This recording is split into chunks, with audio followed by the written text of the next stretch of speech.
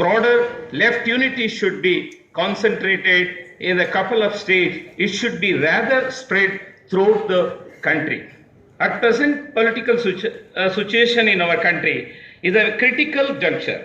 A vicious communal authoritarian force is now ruling at the center. It poses the threat to the national integrity and democratic values.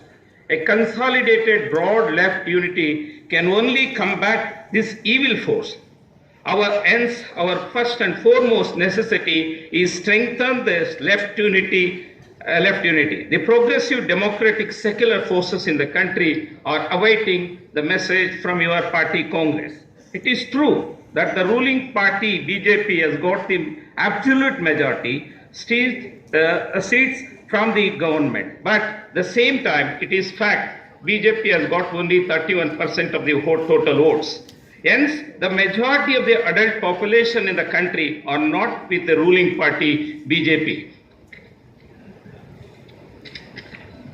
A consolidated left force can share the huge remaining percentage of votes if they intensify their movement. Will the people for the people, the recent massive long march rally of the peasant of Maharashtra is a pointer to this. Moreover, Narendra Modi is now declining force in the eyes of the common people due to their failure in the majority sectors during the last 4 years. Rule of the center. In the most important factor, employment generation, they have miserably failed during 2014 Lok Sabha election campaign. Narendra Modi had promised 2 crores new jobs to the year, whereas the actual achievement is about 46 lakhs of jobs per year. The growing job-seeking young generation are therefore disappointed and agreed with the Modi government. The International Labour Organization predicted the increase of unemployment in country during the forthcoming 2 years. Unemployment is increasingly at the rate of 3.5% a year. This dismissal figure is due to the failure of the two vital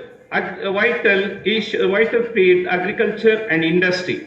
The survey report of the international organization indicates 73% of the wealth is generated in India in 2017 goes only 1% of the rich people.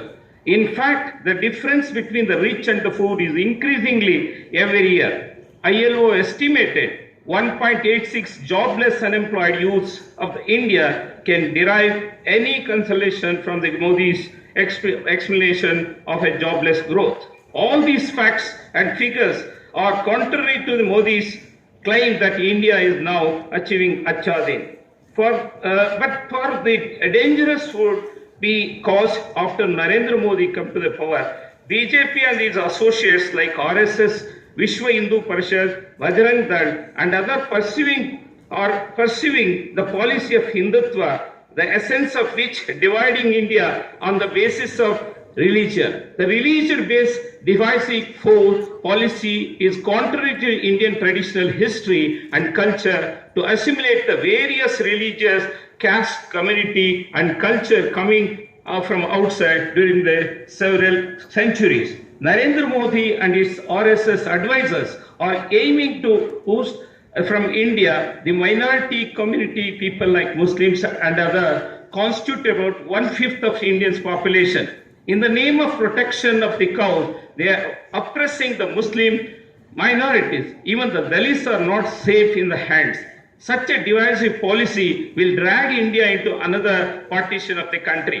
This opposition left parties committed to oppose the Modi's divisive authoritarian activities. We look forward for the broader left unity for this purpose. All the progressive and democratic and secular in the country must unite together and push the communal authoritarian forces from the power. The question often arises whether it is feasible to strengthen the left unity forces, preferably through the alliance with the other parties. Some socialist parties are there, and as we are some regional democratic secular parties, for the alliance their track records to be studied. While reviving the political history of India since independence, it is found that Congress is the main party which is reigned at the center for the maximum period. The result is not encouraging for the downtrodden people. They have introduced neoliberal economic policy in the country. The left parties in different states have all along fought against and safeguard the interest of the workers and peasants and the common people. Obviously, left parties are not inclined to have alliance with them, but there are a counter arguments with the plea that fight against the enemy number one BJP. All democratic parties should join hands, and such a lesser enemy Congress can be included for the alliance. But it appears the enemy is enemy. There cannot be any discrimination between number one, number two. We hope that in such a controversial issues, we may recall the United Left experiment for installing the Congress-led UPA one government.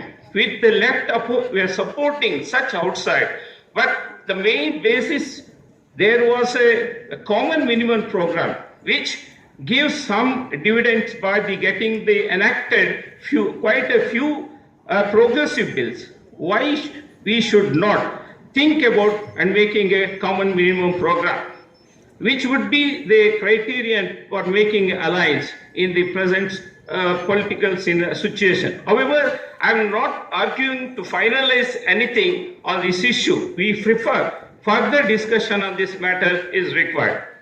We are confident that historic party Congress of the CPIM will certainly chalk out a detailed strategy and strengthen the unity of the left, secular and democratic forces across the country. We are of the opinion that such a unity is need of the hour when our great nation is being lacerated by the communal and divided forces. Once again, we wish all success of the 22nd Party Congress of the CPIM and hope that this process of exchange of views will certainly strengthen the fraternal relation between our two parties, and we will be streamline the process of left unity. I wish all success of your ongoing party congress with a revolutionary greeting. Jai Hind.